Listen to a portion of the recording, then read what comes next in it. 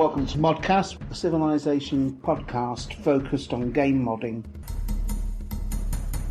Rob, R8XFT. T. Pangolin. Jan Baruta. Alpha Shard.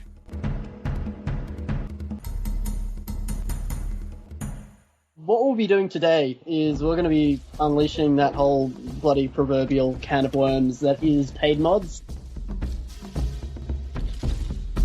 Hey there guys, my name is Jet, also known as T. Pangolin, and welcome to the ModCast, the Civilization 5 podcast centered around modding, content creation, and not actually playing the game because we're all too busy fluffing around in Photoshop and Notepad++.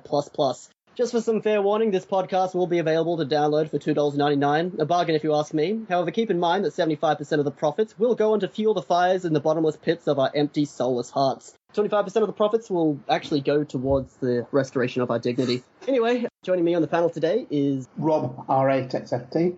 Alpha Shard. And John Narai, the Forgiven. Who forgave you? It's a long story. I could get into it, but it's really off topic. Okay.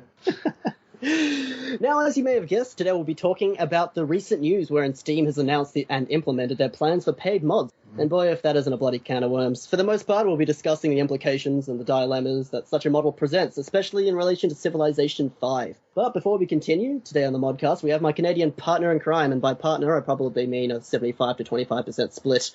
He's the other guy behind Colonius Legacies, the non-pretentious, high-pitched voice one. So, Nirai, why don't you tell us a bit about yourself? I didn't know there was going to be a grilling.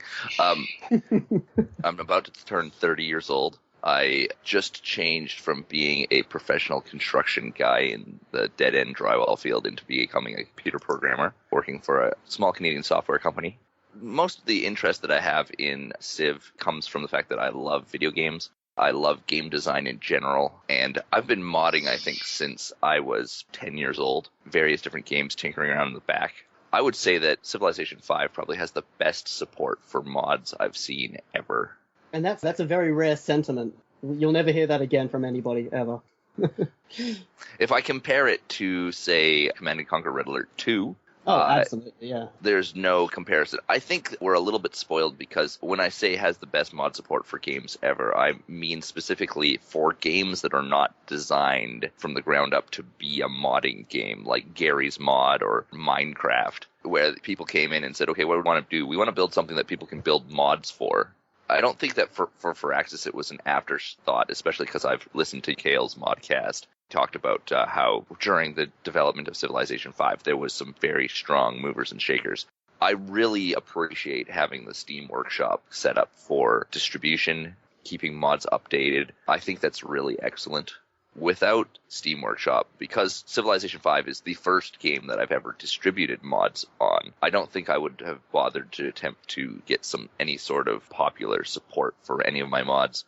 The Civ Fanatics has a lot of support for mods, but Steam Workshop is just incredible for being able to set these things out in an attractive manner and make them accessible. Definitely kudos to Valve on that as well. My wife and I are expecting our first child. It's been a little bit difficult to keep on top of the modding scene as of late, but it looks like the next 3 of First Nations mods are going pretty well. The Wabanaki are starting to get art thanks to Rob, and I think we've got most of the art assets together for the Anishinaabe.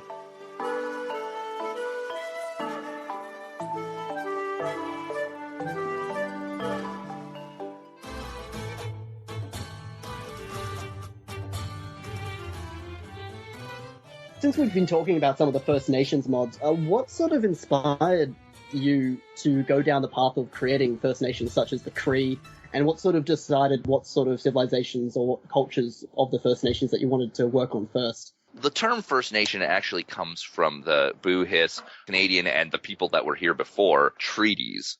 They're the First Nation treaties, therefore you are the First Nations, which is really in some ways a terrible term, but that's the one that is the politically correct thing to say.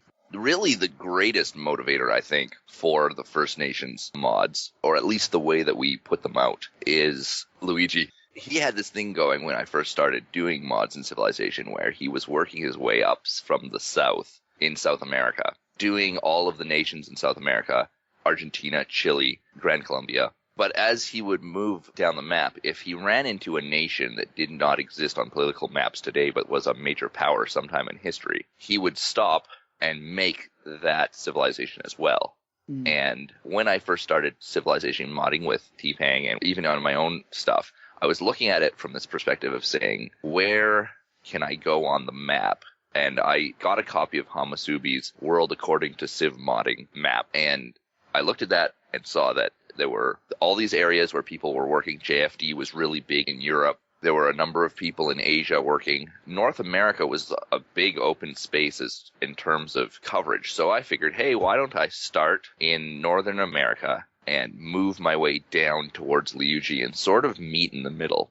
It is a fairly monumental and risky task to take people that are culturally significant and had a way of life and then distill them down into a unit and a building and a leader head and a color scheme and try not to Jesus Christ, what will Civ 6 suck have? all the life out of them. We started off with AI changes and then we're up to where we are now. Where we're up to now with Civ 5 is we have to include, everything from those leader heads in all of those events and decisions to support. And then Civ 6 will just be another whole can of worms. That's the phrase of the day, by the way. Because Canada is one big nationality, bam, we've got Canada. You could basically go Canada, US, Mexico, and we sort of did that. And then maybe Panama and Guatemala, and then you'd be done, unless you want to move into the Caribbean.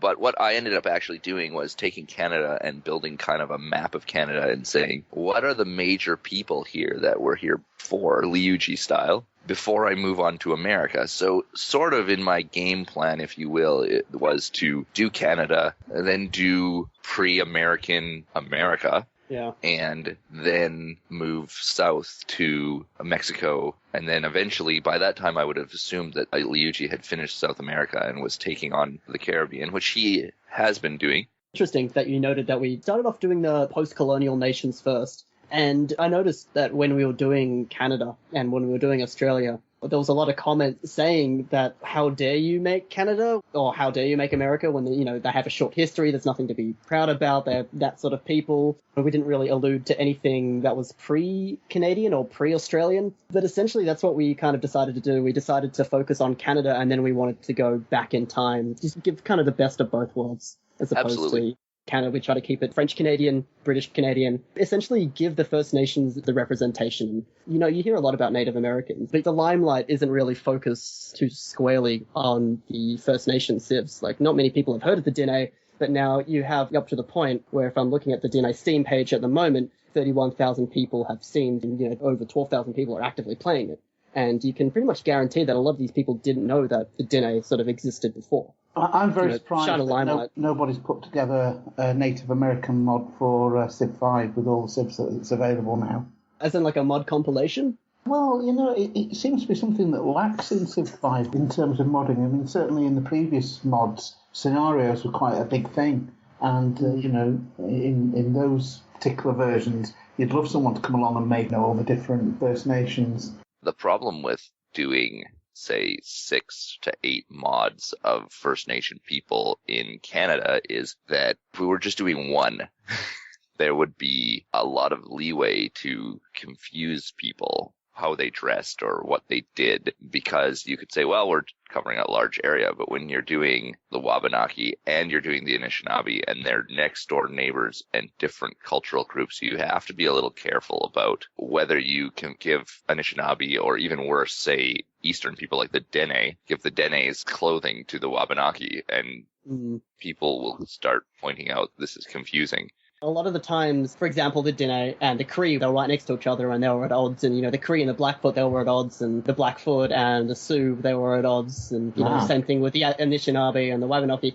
A scenario would be interesting, especially, with Conquest of the New World. That was a very interesting scenario by Firaxis. But there's also the fact that a lot of the times these civilizations, although they were at odds at some point of history, they all weren't really present at once. They didn't reach their peaks of dominance pretty much at the same time. That one's a little bit of a contentious point because most of the First Nations did not keep written histories of any kind. And this is one of the difficulties with building First Nation civilizations. Now, part of this is the old Canadian government's fault because the Canadian science anthropologists had a very condescending attitude towards oral history. Especially if it's mixed with legend, then they kind of tend to throw it out altogether. And so, as a result, much of the history of First Nations peoples does not exist in any sort of written form or whatever until the point when white men arrive. So you go from once upon a time, there were these people, they were happy, it was great, and they had, bam, horses, white men, guns. One of the ones I will say is most challenging that's upcoming as a teaser, we're doing the Beothuk people of Newfoundland, and literally, white people made first contact with them, and then within the next 2 years, they went extinct. Wow. So we've got a people group that are fascinating. They managed to get their hands on European technology without having contact with Europeans, which makes for a fascinating study in technology. A lot of people, cultures sometimes that we put out, they said, these civilizations or these mods that you're doing aren't really worthy of civilizations. Sometimes they said these cultures are not worthy, that, there's so many other sort of civilizations that we can make. But I think the philosophy behind Colonial Legacy civilizations is that when we're trying to educate people in simultaneously add dynamic play experiences, but we're also telling those stories that are kind of worth telling. Because you have to sit back and really appreciate the stories out there. The whole sort of history is stranger than fiction. On the one hand, to go off of that as a theme, the First Nations were almost to a people nomadic or semi-nomadic. Very few of them built lasting structures. It's really difficult. I usually like to have 36 cities in my city list. Same here. It's very hard to come up with a 36 city list on a people that never built a single city. How do you get 36 cities out of a civilization that doesn't ever have one? I'll tell you what I've done in the past, struggling for the last few names, is just looked on the map where they are now, sort of toddled in some sort of unusual backwater place that does exist, but probably people don't know much about. For the Cree-Civ, how many cities did we end up going with for that? There was over 70 cities, because there was 6 different Cree nations that we ended up going with. And it made the game really dynamic in a way, but I can only really sort of imagine sort of the pressure we put on Paul Reese still, or maybe he enjoys that, maybe he's masochistic in that way. From a perspective of the game's civilization, where it evolved around this idea that the Egyptians and the Greeks and the Romans built structures that lasted forever, and we want to play a game where you get to build these great cities and you can build the wonders from these cities like the Parthenon or the Great Pyramids. And then you come to Canada and you go to the Blackfoot, who had a dynamic culture. They were highly advanced. Some of the technologies in the technology tree, things like guilds, things like civil services, were dynamic parts of the Blackfoot culture by the time the Europeans found them, the French and the British. Yet they didn't build these wonders that you can point at. They didn't build cities. They tended to move around. One of the things that I'm really happy about with the mods has been the ability to focus on people like the Dene. The Dene are definitely the one that everybody will come up to me and say, I love, which is really great to see. A lot of Canadians don't even know that the Dene exist. But when you suddenly look at the language map of the Dene languages, you suddenly look and say, oh, something had to have happened there. I like the Dene as well. I think it's really the thematics behind it.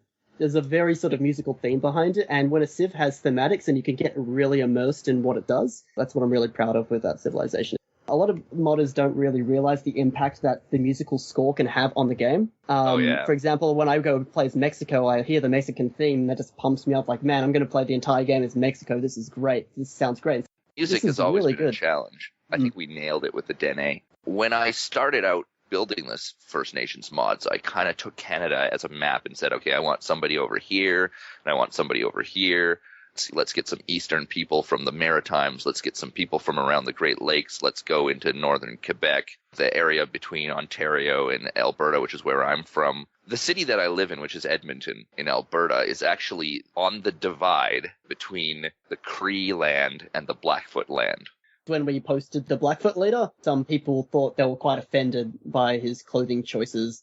I posted the Blackfoot and had people who were complaining that the Blackfoot isn't what they should be called. They should be called the Blackfeet. And oh, right, yes, that's right. The sad part about that is that the Blackfoot and the Blackfeet are not the same people. Well, the Blackfeet's a subset of the Blackfoot, right? That's correct. Whether or not they were a troll, somebody being upset because Blackfoot and Blackfeet are not being used interchangeably or in the right way is fairly disheartening.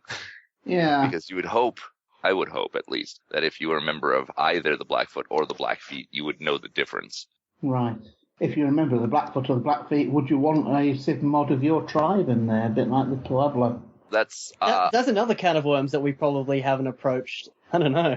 There might An be interesting one. colonial legacies out there that we don't know about because they can't get onto the internet. But if they knew. We have seen some comments. Marbizier recently did a playthrough of the Cree, and there have been some Cree members saying, wow, this is a great mod. And, likewise with the Blackfoot and the Dene, there's some comments saying, oh, wow, this is, my people are from here, and this is great that you've made a mod. But also at the same time, we didn't really consult councils. But mind you, we're not really monetizing this either. Yeah. It's certainly more thorough than we were back in the Civ 3 days, because when we did the Native American mod back then, we just did maybe a couple of dozen of very generic looking but very different civs. What's the civilization iteration that had the Native American civilization? That's one giant civilization. In Civ 4? Oh, God. Well, and Civ 5 isn't that much better. Although in Brave New World, they did change to having the Shoshone as well. But one of the things that I decided to not do, but was tempted to do, was to remove Hiawatha from the Iroquois, where he does not belong. He's actually a Wabanaki. Oh. Put him as the leader of the Wabanaki and build a new Iroquois leaderhead and go from there, which would be a very JFD thing to do. But, I looked into it and I couldn't find a very adequate Iroquois leader at the time that I was planning. Because, the Iroquois are quite well known, you kind of expect that there would be a decent sort of leader. Well, I think that, to be blunt, Firaxis or 2K Games was hoping to have a leader for the Iroquois that kind of had a spiritual or mystical quality to make it interesting. Perhaps I should rag on Firaxis here for a moment. Take note. Everybody gets romantic about First Nations is the whole concept of spirituality or cultural, mystical elements, so on and so forth. And the Dene embody that as a culture. So without having to kind of steer them into a direction that's really not historically accurate, we were able to build a deep culture. It's also kind of interesting when we look at design within Colonius Legacies, our own personal biases always kind of shine through. You can see kind of overlaps with the designs. There's a lot of cultural defensive mods. That's my playstyle, though. Now, one of the things I've tried to do is build playstyles that are not the way that I play. I have a tendency to play the standard classic 3 cities, go Liberty, get the extra settlers for free, the workers for free, build 4 workers, 3 settlers, drop those cities, play that way for the rest of the game. I play in such a rut that I actually try to build mods that will push me out of my comfort zone. Whether or not I succeed is questionable. But the question is really, for you and also for you, Jack, when you're actually playtesting your own civs, how much do you actually try and do different styles? The reason I ask is that with my own modding, people who comment on it and say, oh, this isn't right, this doesn't quite feel right, for example, people who play completely differently to me and have only really considered the way I play. Well, when I go to playtest the mods, the brunt of the mods that are in Colonius Legacies have been sort of marked by my sort of tick of approval, and I've essentially designed most of them. I have sort of a very similar mindset to Nero when I design them, so I want to basically force myself out of a particular playstyle and make other people play different things. And when I go to play a civilization that I've designed, I kind of have to use that mindset and kind of step outside my own sort of boundaries. The Blackfoot and the Cree, they're sort of focused around warmongering, and they have some very sort of suitable benefits towards that. The Beothic, for example, here's a teaser for you. They get archaeology at the beginning of the game, not the entire technology. They can't build archaeologists until they actually research archaeology, but they can see antiquity sites from the beginning of the game. If their cities work those antiquity sites, they gain a boost to science and productivity. Of course, archaeological sites don't appear at the beginning of the game. There are some prerequisites. There have to be combats or ruins or destroyed cities for them to appear. So as you're going to be playing the Beothic, if you discover ruins, for example, bam, all of a sudden you're going to see an archaeological dig site, and you're going to want to get that dig site. So you're going to have to find some way to get that dig site to you, or rather you to the dig site. So you're going to see them as a fairly forward settling or weird place settling culture, which is sadly not really how the Beothic were, because they were very reserved and then they died out. Although we don't really know that, because we met them at the twilight of their culture, the eternal conflict with portraying people in a mod. At the same time, the mod has to be fun to play. And unfortunately, that's the truth of it. You can take people, and you are going to end up painting a caricature of them in some ways by making them into gameplay mechanics. So the struggle has been, how do I not portray the Beothuk as a highly aggressive team, because they aren't, while simultaneously showing the great things about the Beothuk culture. They may lend themselves to a highly aggressive playstyle. Potentially you're going to want to go out and kill people to get the antiquities to spawn, so that you can then build your cities on top of the corpses of your enemies, which is where the antiquities spawn. And I may have to redesign them if that becomes the thing that everybody does. They don't want the same thing that happened to Gandhi to happen to them. The Anishinaabe are like a snapshot of, say, 20 years of Anishinaabe history, which is not how the Anishinaabe typically are. No.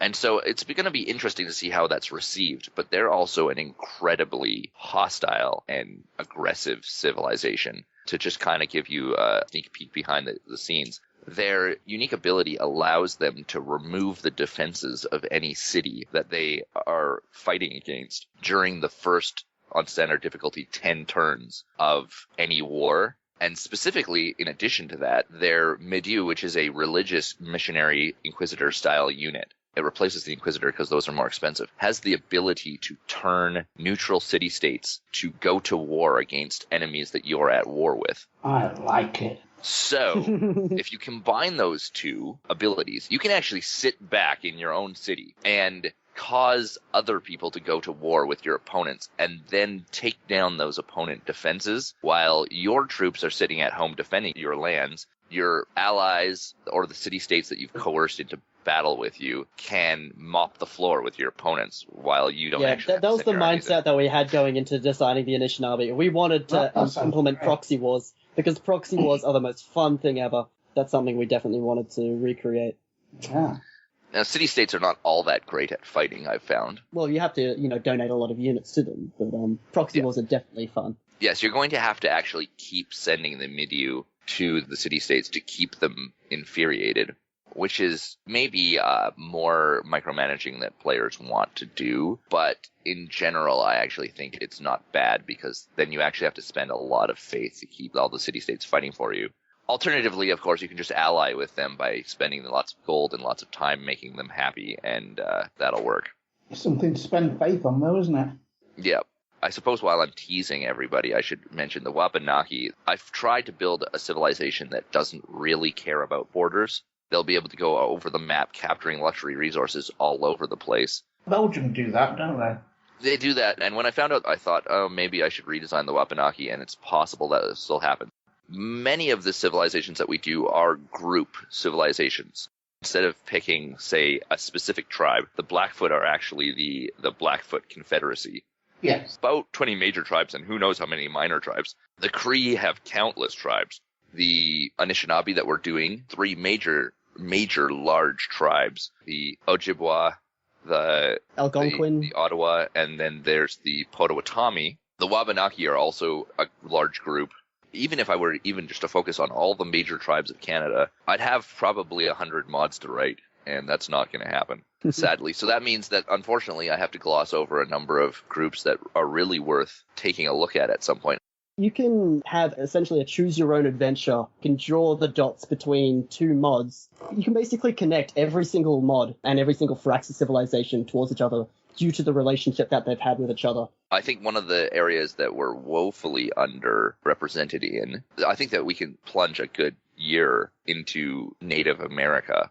I've been really glad to see that people like Tomatek and Sukratact have put out the Chinook and the Sioux. Those are incredible mods. They do great justice to the Native American peoples. I may plunge into the United States when I finish up the 8 Canadian First Nations that we're building. Do you have any sort of what you're thinking of? Navajo? Cherokee are definitely on that list. The Apache. I'll have to do more research.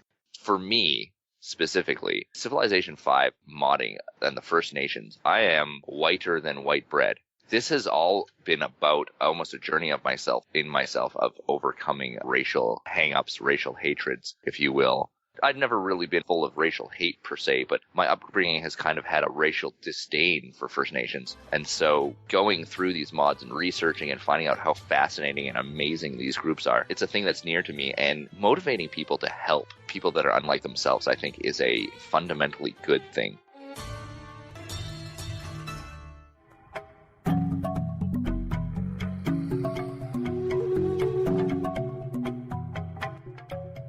I think it would be a very good time to open that proverbial can of worms that is paid mods, the implications and dilemmas that kind of brings up.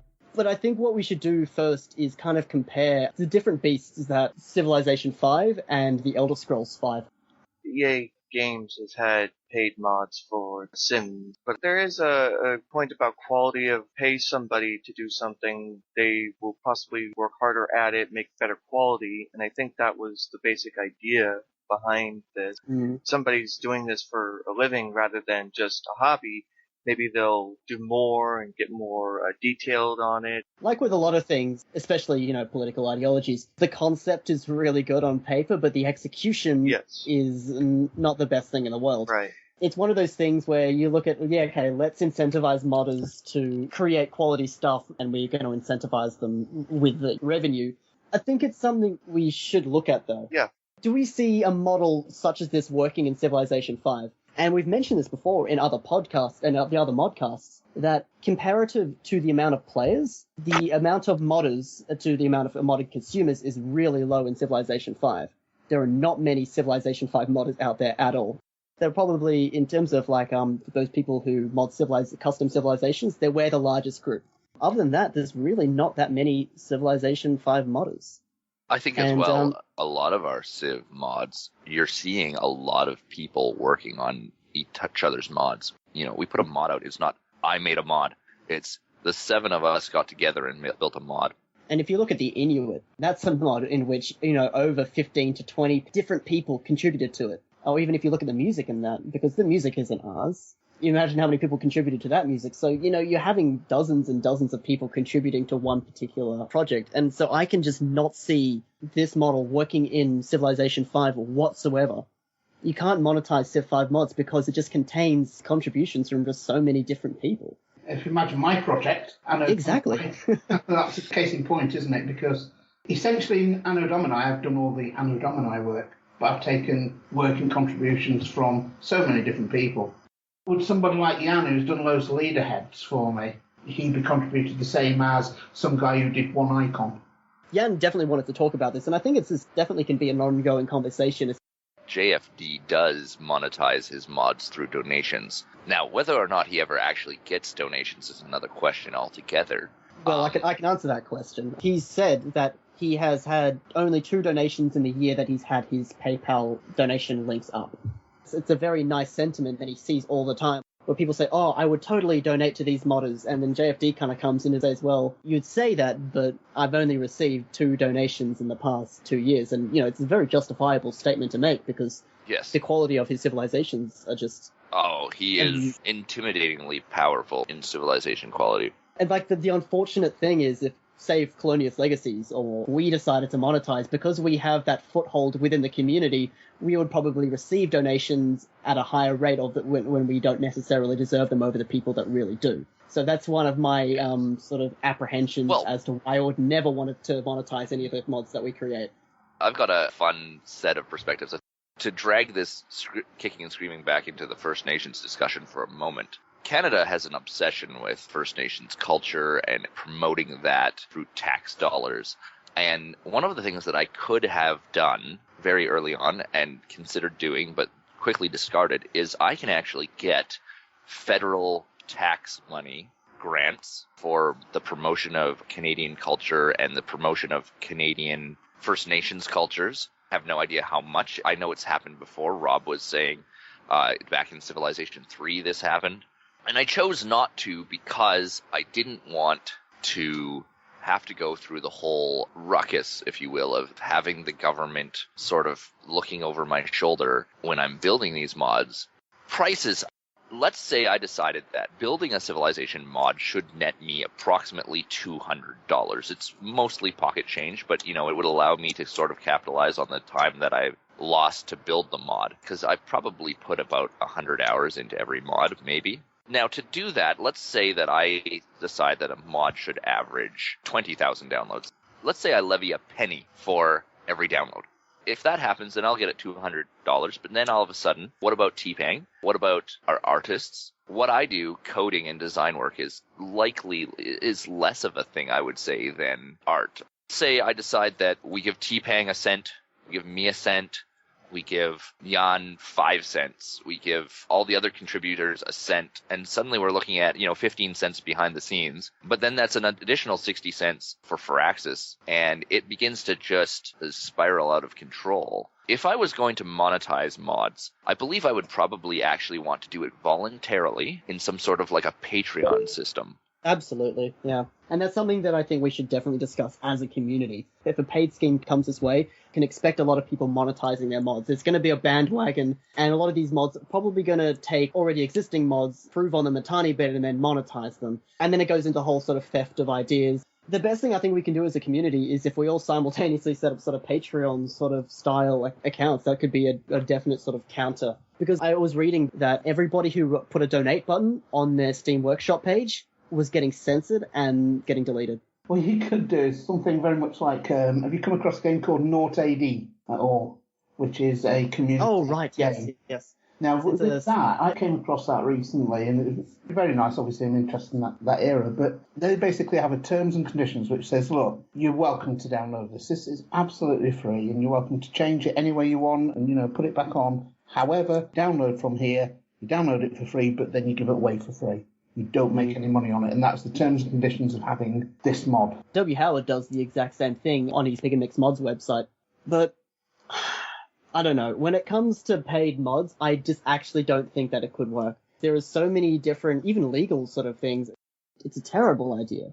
Forget all the payment side just for a moment and just think about the actual mechanics. And again, this is going from my own experience with my own modding. Let's say, for example, I'm creating my mod and I'm using different elements of paid mods, or want to, within it. I know there's all the thing that they're saying, well, you don't have to pay for your mod, but you'd be quite annoyed if I gave away your lead head for nothing when you're getting X amount from being downloaded. So the other thing you could do is make it, inverted commas, I guess, an expansion pack or a need. You need to pay for this in order to play my mod, which is kind of fair enough. If I were referencing your mods, but these are paid mods, say Colonial Legacies is a download that one would pay for, then the only way I could use them technically in my mod is to say, right, well, I can't give them away for free, so you will have to pay for and download Colonial Legacies pack in order to play my mod. Now, going back to, particularly in the earlier days of Civ 5, the biggest complaint about Anno Domini is that it used all the different DLC. People saying, well, I can't play that because I haven't got such and such a pack, or I haven't bothered buying that expansion pack, so I can't play it. And you should make kits you can do it without that, which you don't want to do. So imagine the nightmare of saying, right, well, in order to play Anno Domini, you need to pay for and download 20 mods. Oh, these are, yeah, exactly. They just make it so that people wouldn't want to play it. That issue does come up with other games like The Sims. If somebody made a mod, but they used all these expansion packs that you didn't buy, then you can't use that mod. So it's exactly like you're saying. Case in point with pretty much most civilizations that are released today. They all require Gods and Kings and Brave New World, and you always see those seldom Steam Workshop comments saying, can you please remake this for Gods and Kings or vanilla, because I don't have Brave New World and I don't have Gods and Kings. Go out and buy it. Yeah, go ahead and buy it. Why doesn't that argument, do we have to ask ourselves, why doesn't that argument scale up? It just annoys me just as an aside, because, again, creating my own mod, people say, no, well, I can't use it. You should have made it for this. You should have done this. Well, go out and make your own mod, or buy the game. If you're saying that you're the biggest Civilization fan and you haven't got the expansion pack, then are you? Realistically, the answer becomes because all of those things add functionality, and if we didn't have those, all of our mods would be very much the same. But I think where you're coming to here, sorry to interrupt you, so does events and decisions. Right. You mentioned the comic yourself. How can you play without that now? It is great. And I mean, if there's any mod that I would just support the idea of it being for pay, in my opinion, is essentially an expansion pack all of it on its own. There's a ton of work into that. There's a ton of functionality, and it makes the game so much more dynamic that if you were going to put a $20 fee, I would pay that $20. I don't know, it's impossible to measure, but how many copies of Brave New World and Gods and Kings have been sold by the modding community? No. It's hard to say. There's no way to measure it. Because even with my own little mod, people who have complained, there's been an equal number of people saying, do you know what, because of this circle player, I actually went out and bought such and such, and I went out and bought such and such, and even for your mod, but they're quite good on their own. So it's almost like some of the DLC increased in value because all of a sudden, instead of just being able to play as the Inca or whoever, you can play all these other mods if you get it. Let's say Jan, as an artist, said, right, well, what I'm going to do is I'm going to supply Pat with, let's say, 10 leader heads, a couple of dozen brand new shiny icons, and this, that, and the other, because I am a paid artist. That's a very, very interesting proposal. Yeah, because the thing that annoys me sometimes, I think annoys probably a little bit strong, really, but it's just a bit irritating. Sometimes Jan creates art for people, which is great, and then they don't release the mods for about, well, in some cases it's 2 years we've been waiting for one of them. And it's like, well, can't use that art and that stuff until they've actually released it. Whereas if he said, right, well, I'll tell you what, I'm going to create a few leader heads that everyone can use, and I'm going to put them on Steam, and if you want to use them, you buy it for X amount, but also you need to reference that if you're playing your mod. That will be fine. Then everyone gets an opportunity to use it if they wish. With what you were just saying there, Rob, one of the issues with, say, working on Patreon is that, say, I want you to give me money every time I build a Civ, and it's a great system for, say, music, but the fact is that every time I make a Civ is a real misnomer, especially when you're talking about art. Every time I make a leader head is much more of a good diagnostic, but that's not a tangible result for somebody who's looking at your Patreon stream. For me, every time I finish debugging the Lua, I get cash. You know what I mean? Like, it's not a single thing. And for somebody like Jan, again, who is a paid artist, really, you almost want the reward to kick in every time he builds a leader head. The point in which such a model does come to Civilization 5, and I really hope that it doesn't. But I agree. I really hope that it doesn't. The other issue, really, when Jan builds this a is leader what head, I was going to say. It's amazing. But if I put out a mod, and you pay me, say, $1 for it, and then that mod is buggy, because they are. Yeah. Are you getting the shaft? Is there an incentive for me to go back and fix the bugs? Yeah. Or am I going to sit here and say, are you going to be beholden to I'm your working customers? on the next one? Exactly. When people purchase anything, they feel a sense of entitlement. And you know what? They rightfully should, especially when it comes to major video games. So essentially what's happening is it splits the community into those who love mods and consume mods and understand that modders are human, for those who feel entitled and whine that their mod doesn't work or that the developers have brought out a patch which subsequently breaks the game. That means that the modder essentially has to fix it and have a flurry of people always looking over their shoulder. Otherwise, they will face adverse amounts of vitriol. It's not a fun thing. You get people commenting in Colonial Legacy saying, well, you know, if you do that, I'm not going to buy it. But if you do Pocahontas, that's what I'm going to pay for. And then you get people that just want civilizations that or leaders that are well known because of popular culture, whatever. And you don't get people who are interested in things that, you know, you're interested in.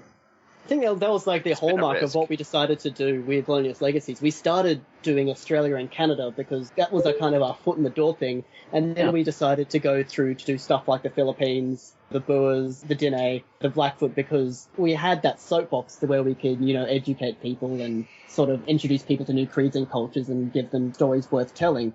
This is actually very relevant because one of the things that has been mildly, you know, a question to ask is when we built the Dene especially, and the Cree and the Blackfoot as well, the download count for the Dene suffered quite badly from obscurity. And I mean, now what's happened is people have played it and they've loved it and they've come back and played it and they've recommended it to their friends. But they recommended it because it was free, possibly as well. Well, you know, because of obscurity, they would have never touched it. Taking away the excellent job that you did, putting that to one side for a moment, obscurity is the key word you use there. So how many of those people said, do you know what, I'll give it a chance, I'll pay my $1, $2, whatever it is, and then I'll spur my other friends on to pay $1, $2 for a Civ never heard of. But if we go to a paid model, then downloads becomes everything. And so then that's the end of us looking at the First Nations. Nobody cares about the First Nations in terms of, I'm not going to get $1,000 check in the mail if I stick with the First Nations. And there becomes the slippery slope. Yeah. Whenever we release a Colonious Legacy civilization, every other Colonious Legacy civilization goes up by 1.5k downloads because they saw the quality of that mod. Essentially, it's those people who go to search for other Colonious Legacy civs like Australia or Canada, and they see, oh wow, these civs are great, let's download all the other ones. So they go do that, and it's free. But if Near Eyes is saying is if we do introduce a paid model, if that ever came to it, because I don't think it will, but if it did come to it, that means those civilizations in which we were to go to promote them, well, nobody would want to pay for a civilization they've never heard about. And no offense intended to JFD. I think he's done a great job of this. But you're going to see a lot of low-hanging fruit mods as well. Let's all do Nazi Germany.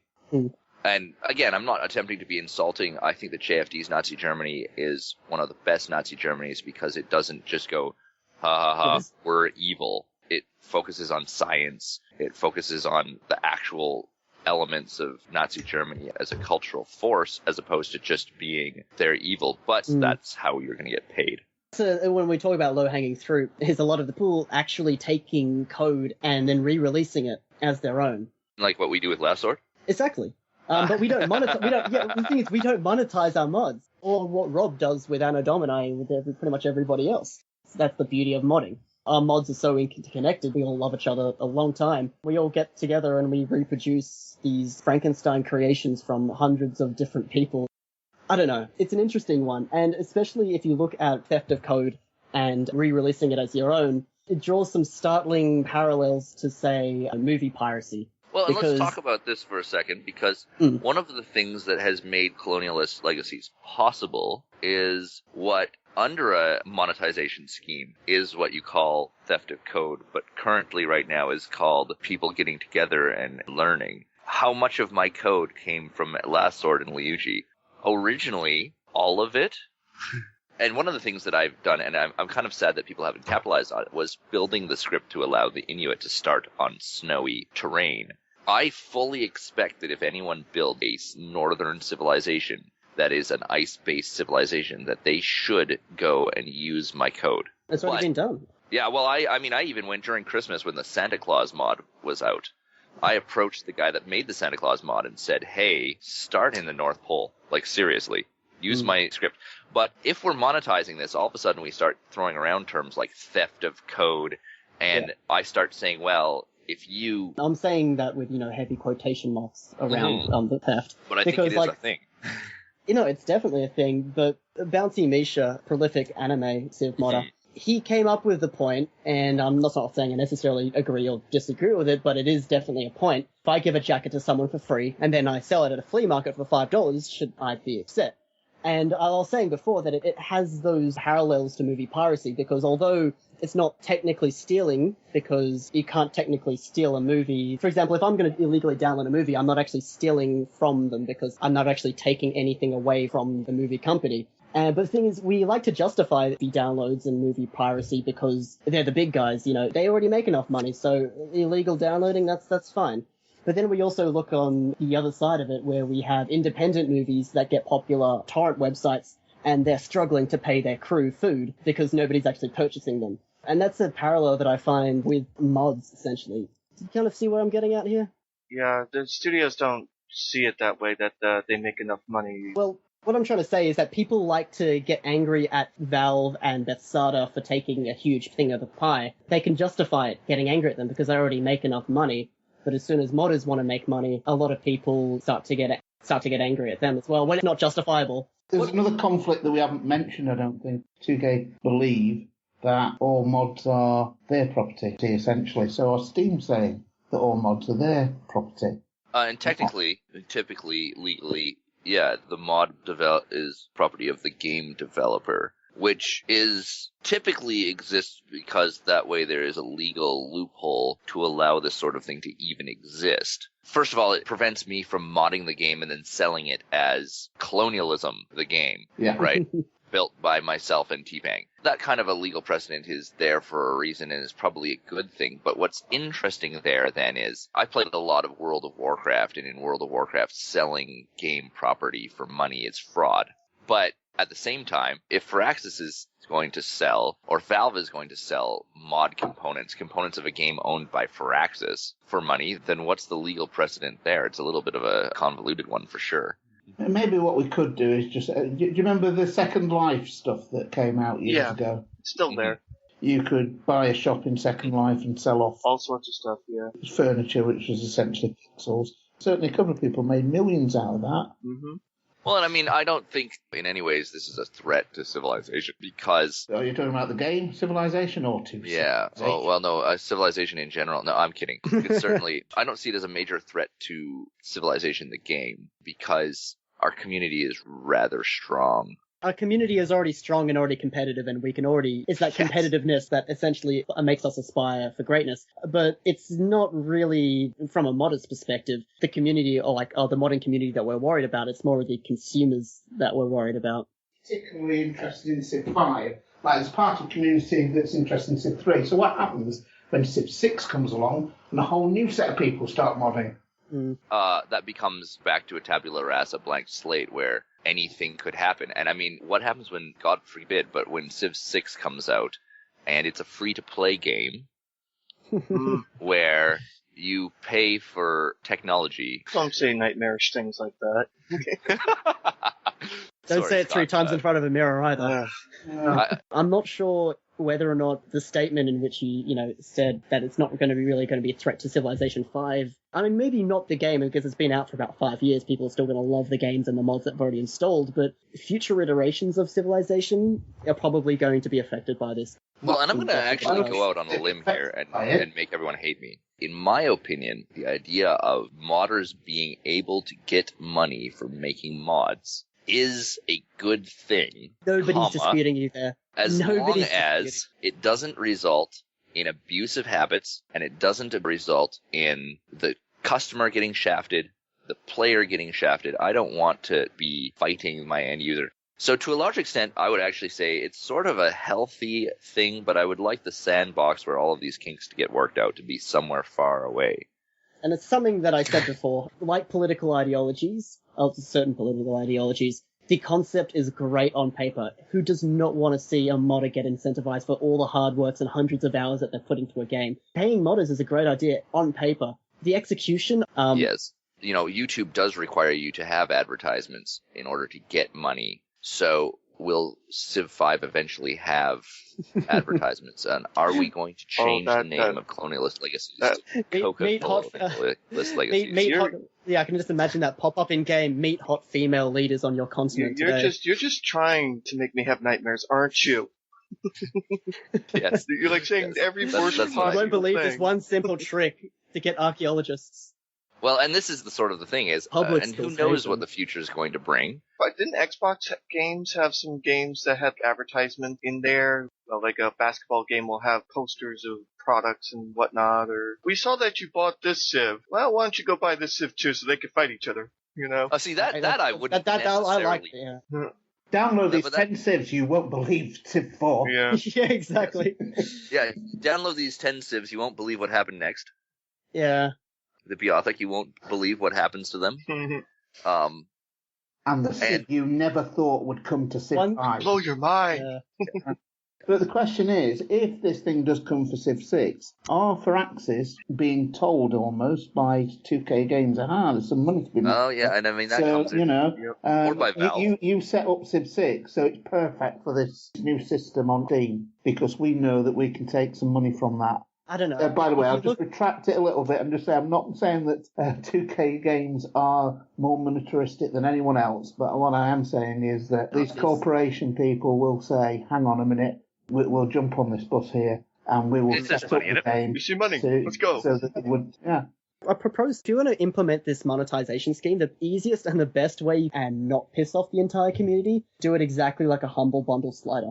When you go to purchase something on Humble Bundle, you pay whatever you want. So if you want to pay $10 for all the games that you're going to get, you can choose exactly where your money goes. You can choose 5% goes to charity, 30% goes to the developer, 40% goes to the publisher via the Steam Workshop. Say if you got 3 major players, the modder, the developer, and Valve, if you set the minimum of like 20% each, you could potentially give an extra 35% to the modder or an extra 35% to Valve or the game's developer. So you can choose exactly where your money goes, because most people, I would wager, would think that artists and modders should get compensated for the work that they do. I love the way that Humble Bundle's set up. And I mean, every time Civilization comes on a Humble Bundle or a Steam sale, I end up going to my social media outlets, Reddit, Twitter, whatever, and say to people, okay, you need to consider this because great deal for a great solid game, and it comes with all of these mods.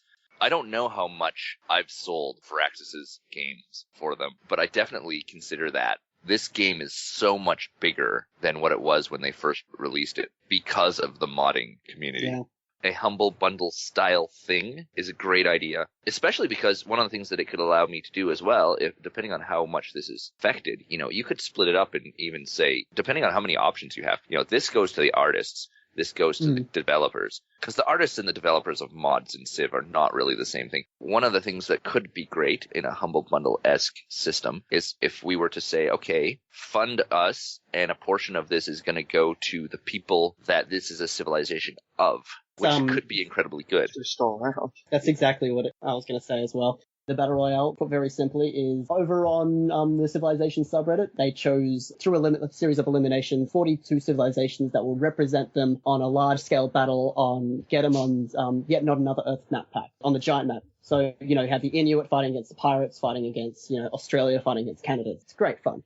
But whenever a civilization gets eliminated, we donate money to a charity related to that civilization. So, for example, North Korea and Nazi Germany, they got eliminated first, so we donated to the Auschwitz Memorial, and we also donated to Liberty in North Korea. And so if we implemented something like that, and we encourage other people to do the exact same thing, that could be definitely something that have a nice snowball effect. That's a kind of a monetization I don't think that we'd have much of an issue with. If we look at the strength of this community, and if we look at how interconnected we are as a people, we are still very competitive, but we still are very strong as a community, and we play off each other, and that's why we're so good. We have to ask ourselves, if monetization, paid mods were a thing earlier on, would the community really be the same way? Well, let's look at this scenario. I mean, it's already a problem to a certain extent where people get their noses bent out of joint when two Civilization modders, Mexico. Hashtag theft of ideas. Hashtag theft of ideas. People get upset whether or not there really is theft of ideas, and I'm not going to go there. But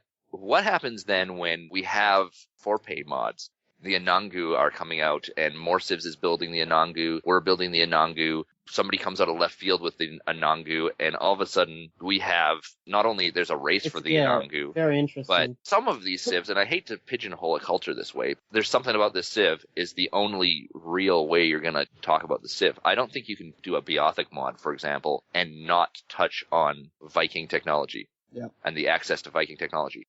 I do not want to see death threats in the Civilization 5 community. So if we had a Nazi Germany mod, and JFD had a Nazi Germany mod, more Civs had a Nazi Germany mod, and they're all very high quality civilizations, but then somebody on the workshop starts to monetize a lower quality Hitler mod, but that gets lots of downloads. How do we feel about that? Would we feel ripped off? Is it justifiable that we feel emotional, like some sort of cognitive dissonance regarding that? Is that a cause to be upset? Is that a cause to be justifiably irate? Maybe.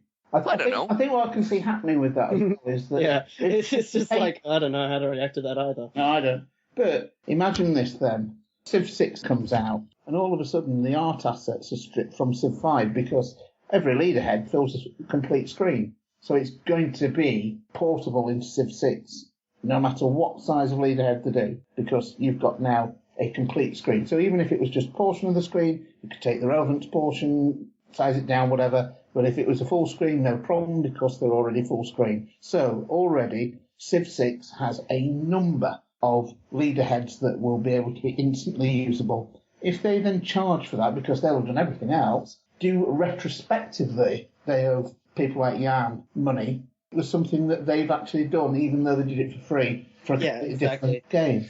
Unit models that we've used in Civilization 5 for our Colonies Legacies mods, we've used models from users that have completely disappeared off the scene. And we've had this discussion before on ModCast of using other people's material in which they have disappeared and using it with or without permission. So if it does come, monetization is going to be a huge issue.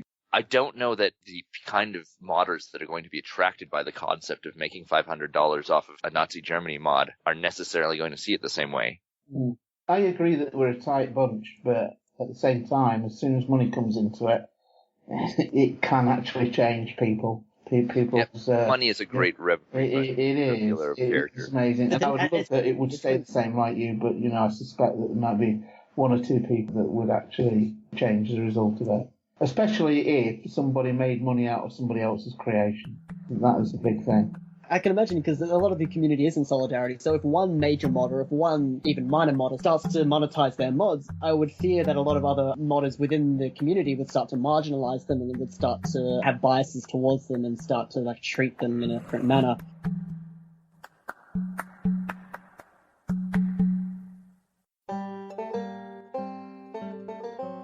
Calling today. In North America, the number is 301-637-7659.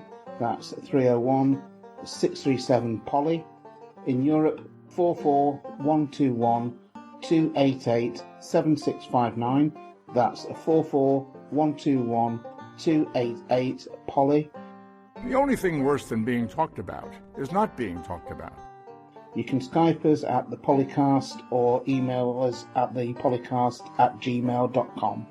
For more information on ModCast, our sibling shows Polycast, Revcast, Civcast and Turncast, or about Polycast in general, log on to the series' official website at thepolycast.net. What mods do the Battle Royale use? Starting from the top, we're using more pantheons, more luxuries. We're using historic era, which means that the game is a lot more drawn out. So we're up to turn 310, and people are only starting to get their Great War infantries. So it's a very it's longer than Marathon. It's Marathon speed, but with the production times of Standard. So lots and lots of units everywhere. We have Vietnam, Mexico, the Inuit, Canada, the Boers, Afghanistan, yet not another Earth's map pack. DLL with the 43 civilizations. We also have the United Kingdom of Great Britain and Northern Ireland, Stalin, Hannibal's Carthage, Norway, Hitler's Germany, Tojo's Japan, Louis XIV's France, Armenia, aggressive and expansive AI. You have faster plot expansion, Israel, barbarian immersion enhancement, Argentina, Gran Colombia, Chile, civ names by policies, randomized civ names, the Buccaneers, the Maori, the Ayyubids, India, Info Addict, Hittites, the Qin dynasty, the Sioux, Mali, historical religions, in-game editor, Congo, North Korea, conquest for unique unit. If you conquer a city of a civilization, it keeps the city art style, and you can produce their unit in that city that they've captured. We also have Australia, North Korea, the Khmer, and lots of other little tiny compatibility mods. Probably around 50, 55 plus. That sounds like it, yeah. Each turn takes around 3 minutes. We're getting to the point where I recorded up to turn 327, then the game crashed, so I tried to return from the autosave on turn 326, but that wouldn't load. The only save that would load was from turn 284, so I had to sit there for another couple of hours to wait to get back. And also by that time, the AI did a completely different alternate history, so lots of different issues. That sounds really good, though. It's been kind of fun, at least for me. It's kind of like this Colonialist Legacies versus JFD versus Liuji kind of quality to the game, with the three major modders showing up in most of the modded civs. Of course, none of us really built hyper-aggressively, except for the Nazis. Well, this has been ModCast 57. I hope you've all enjoyed it, and just say thank you to our special guests today. So it's goodbye from me, R8XFT. T. Pangolin, also known as Jet. Alpha Shark. And this has been Nurai the Forgiven, John. And we still don't know that story of how you became forgiven. But I don't have enough time, but I could possibly... We've given you 3 hours, and you never mentioned it once. Unbelievable. It has nothing to do with civilization. Really? Does it have everything to do with your wife? No. Just wondered. Perhaps we should do a sister program called Jet Secrets or something, where people could come on and say, how I became Nurai the Forgiven. That's sort of. That's...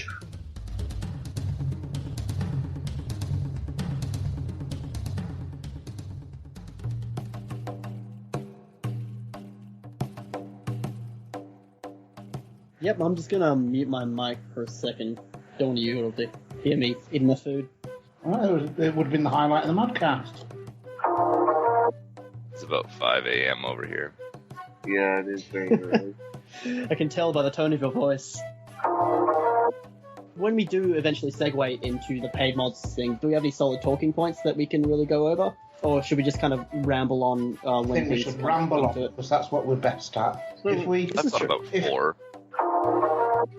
I do remember back when Civ 5 was coming out and they were showing Grammy for the Siamese, and there were some people that were upset with the background art that they had this sculpture head of his, Oh, right, yeah, Khmer. and people were, bothered by that. They wouldn't have it like that. So even with the quote-unquote professional done Civ, they could still upset somebody. Oh, for sure. To a certain extent, I think many of us are more careful than Firaxis was. Yeah. But the Because I Inuit thought are the not First Nation- in those yeah. treaties. And neither are the Métis. Yeah, the Métis. That's how you Oh, pronounce the it, by the way. Métis. Oh, there we go. I like to see you pronounce some Aboriginal Australian names. yeah. I can't. I can't even. It's been a challenge enough to pronounce First Nations that I'm making. Rob, you had mentioned, an hour ago, that, of course, after editing it'll be 5 minutes, but hey, so that's all really good. All that is a joke, but you can remove this line in post-production. Better. I think we've covered good ground. We got about 3 hour recording, so I think that's good enough for the end. Oh, man. So we can do a closing. Yeah, do we want to wrap this up? Does someone else want to wrap this up? Yeah. I think we're ready to wrap up, aren't we? Fantastic. I want to steal the microphone again. Not that I haven't spent like 3/4 of this thing talking. Yeah, we noticed. Yeah. Joking. That's the problem with having me on anything. No, you did all the work. It's great. Yeah, but you don't I'm have pretty sure- civilizations that thrive on fallout or. That would be so awesome. Not with that attitude. Not with that I attitude. know some players that would love that. Well, this has been ModCast. Which episode are we on now? Is it 57? I think it's 57. Yeah. Insert number here, Daniel. This has been great. Thank you all for inviting me. It was fun. Oh, it's been great having you. Thanks Yes, for it's coming been along. great. If you want another episode in which nobody talks, nobody Yeah. else than me talks, you can definitely give me another shout at some point. Yeah, that'd be great. Love to have that. You might need to edit it in afterwards. I don't even touch the editing. That's Dan's department. That poor soul. There you go, Dan. There's 4 hours. Get an hour out of that lot.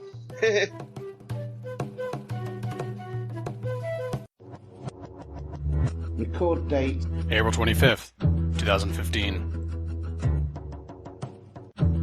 Civilization 4 and 5 sound clips. Copyright Take-Two Interactive. Copyright Civilized Communication at civcom.net.